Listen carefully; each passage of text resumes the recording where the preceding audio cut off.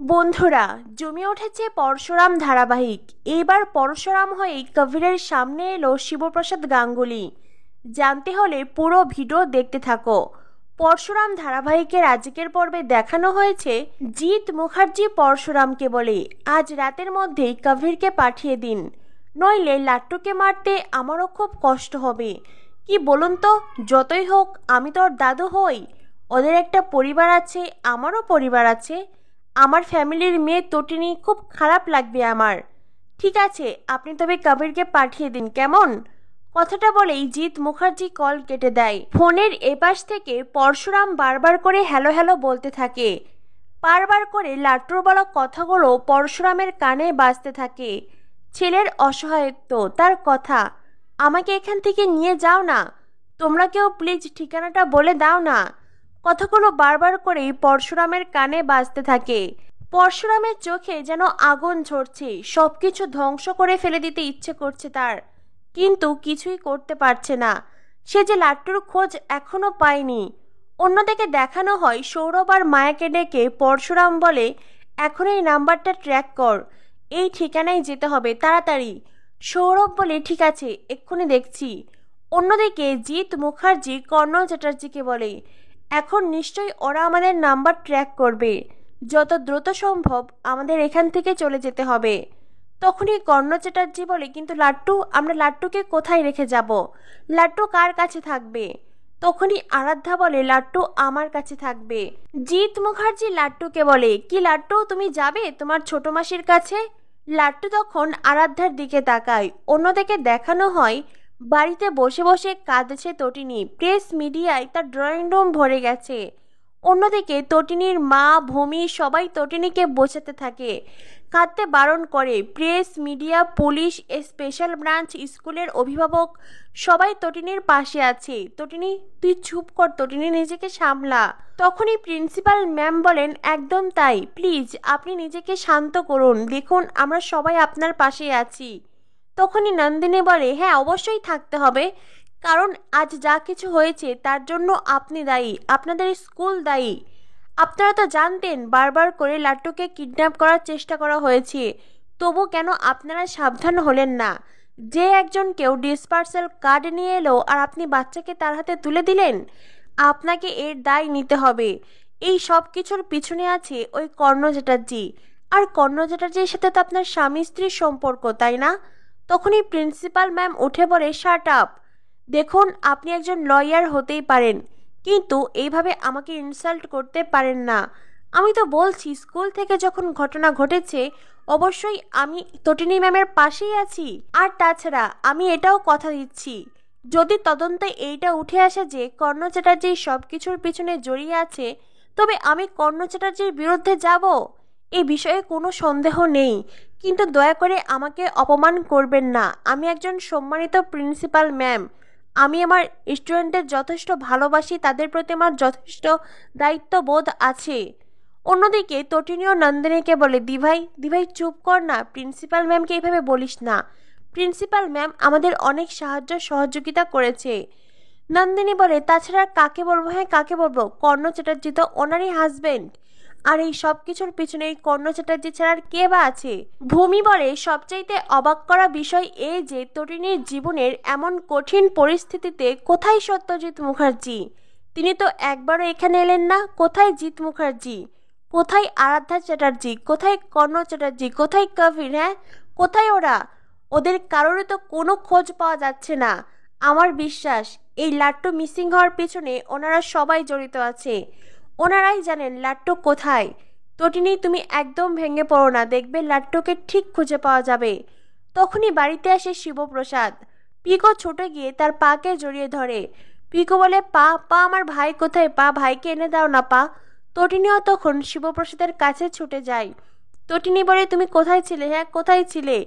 তুমি আমার ছেলেকে এনে দাও, প্লিজ আমার ছেলেকে তুমি এনে দাও। আমি কিচ্ছু চাই না, আমি আমার লাট্টুকে ফিরে পেতে চাই, প্রয়োজন পড়লে আমি সব কেস তুলে নেব, আমি শুধু আমার সন্তানকে চাই।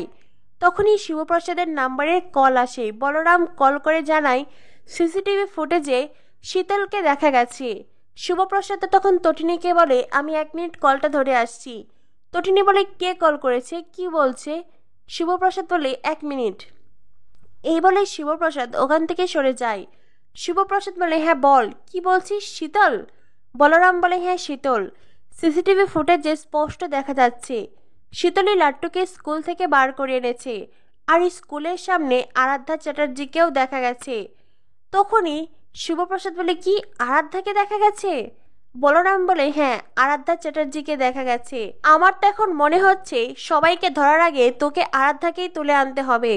আরাধ্যা এই বিষয়টা জানে। তখনই শিবপ্রসাদ বলে না না, এটা হতে পারে না। আরাধ্যা কবিরকে ভালোবাসে, অনেক ভালোবাসে মেয়েটা, আর সেজন্যই কবির ক্রাইম করেছে যেন আরাধ্যা কবিরকে বিয়ে করেছে। কবির জেলে যাবে যেন আরাধ্যা কবিরের সাথে সংসার করছে। আরাধ্যা কবিরকে খুব ভালোবাসে, মেয়েটার বয়স অল্প। আমার ছোট শালিকা যে এত বড় একটা ক্রাইম করবে এটা আমার বিশ্বাস হচ্ছে না। যে ভালোবাসে সে কি এত বড় ক্রাইম করতে পারে? এদিকে দেখানো হয় শিবপ্রসাদ এসে তটিনীকে বলে শোনো, আমাকে একটু থানায় যেতে হবে। তটিনী বলে প্লিজ তুমি আর কোথাও যেও না, এই তো তুমি এলে, আবারও কেন যাচ্ছ?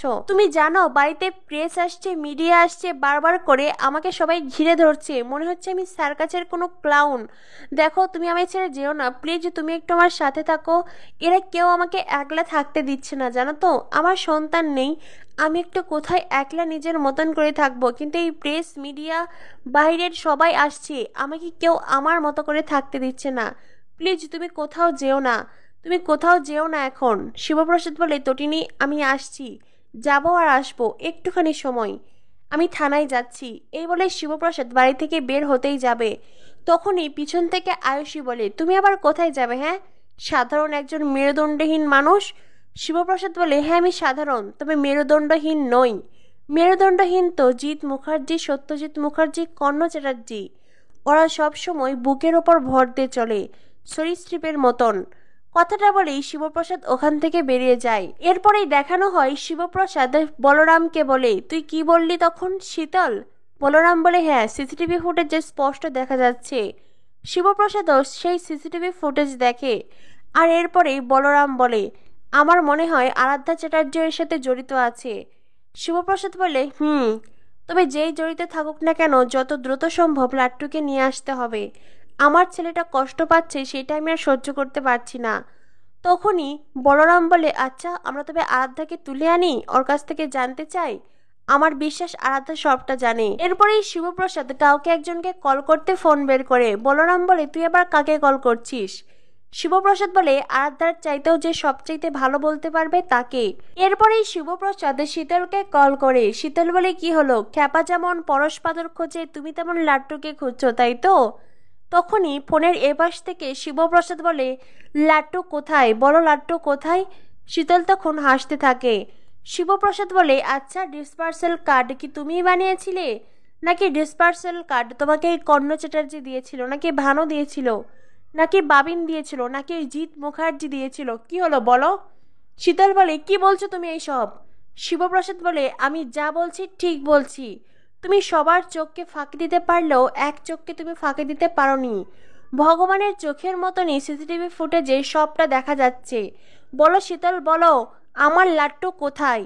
শীতল বলে তোমার লাট্টু এই কলকাতাতেই আছে, হয়তো কোনো অলিতে গলিতে কিংবা কোনো রাজপথে।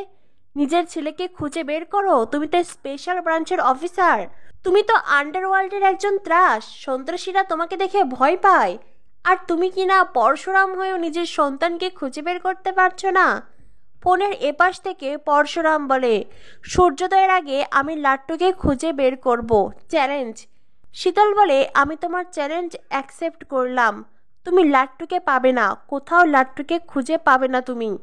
কথাটা বলেই শীতল কল কেটে দেয়। অন্যদিকে দেখানো হয় এই সপ্তাহের সবচেয়ে বড় চমক এই যে এইবার পরশুরাম হয়েই শিবপ্রসাদ গাঙ্গুলি কবিরের সামনে যায়, কবিরকে মারতে থাকে। তবে কি এইবার কবির জানতে পারবে শিবপ্রসাদ গাঙ্গুলি আসলে পরশুরাম? কবির কি পরশুরাম আর শিবপ্রসাদ গাঙ্গুলির রহস্য উন্মোচন করতে পারবে? অন্যদিকে দেখানো হয় লাট্টুকে রাস্তায় ছেড়ে দিয়েছে গুন্ডারা। লাট্টু পাগলের মতন ঘুরছে, বারবার করে নিজের পাকে নিজের মাম্মিকে ডাকতে থাকে লাট্টু। সে বাড়ি যেতে চায়, কিন্তু বাড়ির পথ যে তার অচেনা। সূর্যোদয়ের আগেই কি পরশুরাম লাট্টুকে খুঁজে পাবে? কি হতে চলেছে পরশুরাম ধারাবাহিকে? পরশুরাম ধারাবাহিকের পরবর্তী আপডেট পেতে আমাদের সাথেই থেকো। ধন্যবাদ সবাইকে।